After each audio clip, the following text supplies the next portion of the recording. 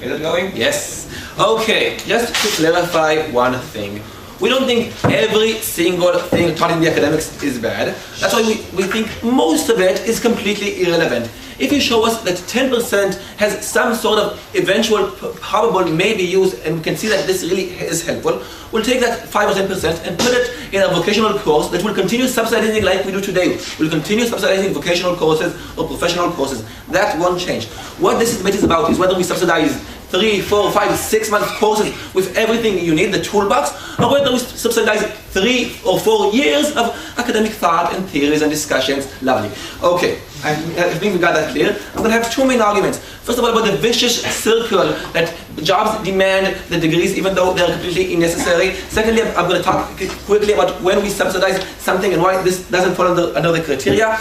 I probably won't talk about my third point, which is just says academia sucks. Okay, but before that, to my rebuttal. First of all, Mila told us that this is the secretary example. We prefer to have a secretary that has a degree, but because she understands. But that completely ignores all the Valon's analysis that the degree doesn't help her understand. I prefer to have a secretary who had a 3-month course in typing blindly, and in photocopying, and in producing events, and in talking to people on the phone, and in video conferencing, etc. And that was someone who learned communication. No offense, Mila. That I think is much more essential.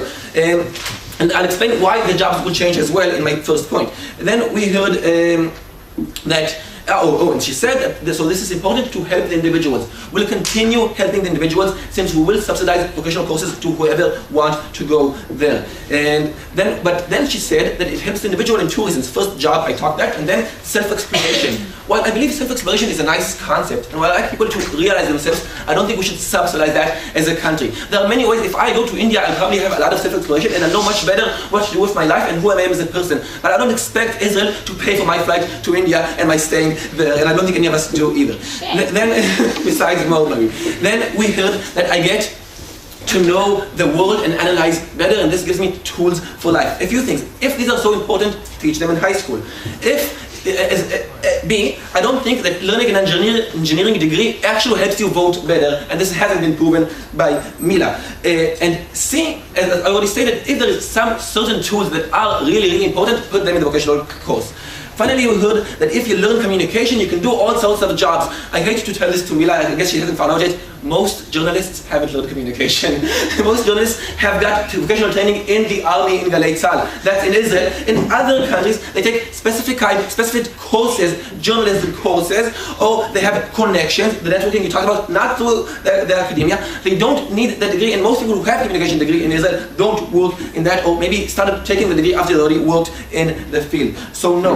And if you're saying that people change their jobs, so you know what? Let them take another 3-month course later on in life. No big deal. Instead of making them waste in advance 3 full years and then even having no necessary knowledge. Finally, we heard about creating new industries, and I think this example illustrates everything. The high-tech industry, for example, in Israel was born out of the army, out of people doing actually stuff together, not out of people talking about theories. And if you think it is related to theories, this is B, then we'll continue sponsoring the doctorates and the PhD scholars. We have no problem with that. We have a problem with people just getting a first degree and then going to the job market, which is completely unnecessary. Okay, to my first point. Why? We just explained that these first degrees are really unnecessary, so why do people still take them? Good question. And the answer is really simple, because it helps their resume. It helps their chances of getting a job later on. As Feldman agrees with me today. But Feldman, that's exactly what we want to change. And that's exactly the mechanism we're proposing. Today, for example, in Israel, you can't ask someone what he did in the army, or whether he went to the army as part of the job interview. You can't, in other countries, you can't ask someone about his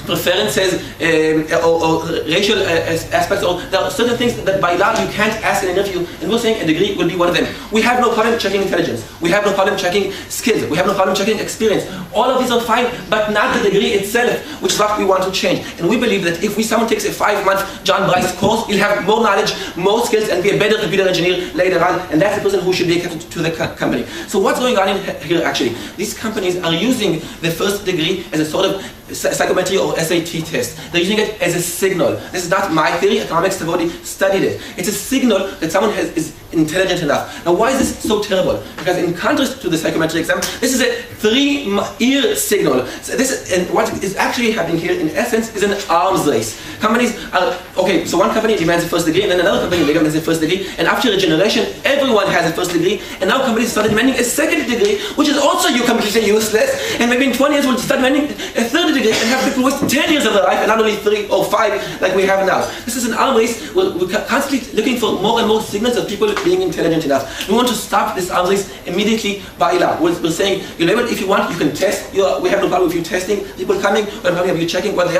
did, but we don't want this arms race to continue ongoing. And why is that? Because it hurts everyone. We're wasting many years. This not only hurts the individuals who are wasting their time, and even with the subsidy are having a very hard time surviving those 3 years, well, this also hurts the markets, because these are 3 or 4 or 5 years where people don't work. Obviously, a less productive society. So this is bad for us as a country, and this is bad for the individuals themselves. And as I already explained, this is also bad because eventually sometimes we make the wrong decisions. Because someone who's not a good student is often a very good worker, and he fails in the middle. Thank you now, I didn't hear you. Yeah. So don't you think teaching people how to learn is an essence on its own? I don't think in academia anyone taught me any course about how to learn. I have learned about other theories, and I have learned how to learn out of experience, which I can also do in the job market or in any course. I didn't have any course about how to learn, and I don't think that's what's being taught there.